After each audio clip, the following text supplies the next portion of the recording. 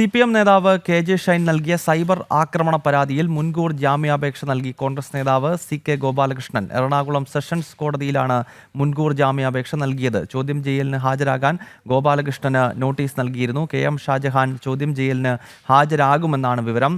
നിഷ ദിലീപ് ഈ വാർത്തയുടെ വിശദാംശങ്ങൾ നൽകും. നിഷ പറയൂ.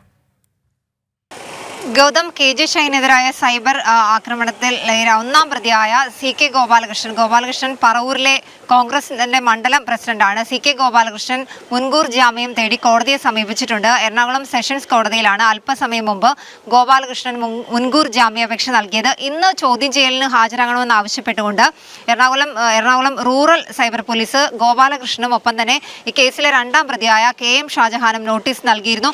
KM ഷാജഹാന്റെ ഉള്ളൂരിലെ വീട്ടിൽ ഇന്നലെ നടത്തിയ റെയ്ഡിൽ ഐഫോൺ അടക്കം പിടിച്ചെടുക്കുകയും ചെയ്തിരുന്നു.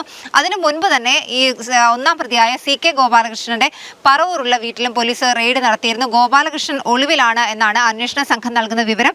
എന്തായാലും ഇന്ന് ചോദ്യം ചെയ്യലിന് ഹാജരാകണമെന്ന് ആവശ്യപ്പെട്ടുകൊണ്ടാണ് സൈബർ പോലീസ് ഇവർക്ക് രണ്ടുപേർക്കും നോട്ടീസ് നൽകിയത്. ഈ മുൻകൂർ ജാമ്യാപേക്ഷ നൽകിയ സാഹചര്യത്തിൽ എന്തായാലും ഗോപാലകൃഷ്ണൻ ഇന്ന് ചോദ്യം ചെയ്യലിന് ഹാജരാകാൻ സാധ്യതയില്ല.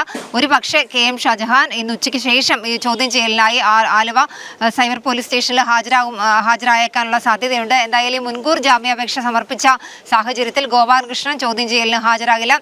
ഈ കേസിൽ ഷൈൻ നൽകിയ പരാതിയിൽ രണ്ടുപേരുടെ പേരുകളാണ് എടുത്തു പറഞ്ഞിരുന്നത്. ഒന്ന് ഗോപാലകൃഷ്ണനും രണ്ട് ഷാജഹാനുമായിരുന്നു. എന്നാൽ ഈ മുൻകൂർ ജാമ്യാപേക്ഷയിൽ ഗോപാലകൃഷ്ണൻ പറയുന്നത് താൻ പോസ്റ്റുകളൊന്നും ഇട്ടിട്ടില്ല, ഒരു പോസ്റ്റ് ഷെയർ ചെയ്യുക മാത്രമാണ് ചെയ്തത്. ഇത് സൈബർ ക്രൈമിന്റെ പരിധിയിൽ വരില്ല, അതുകൊണ്ട് ഈ കേസ് നിലനിൽക്കില്ല.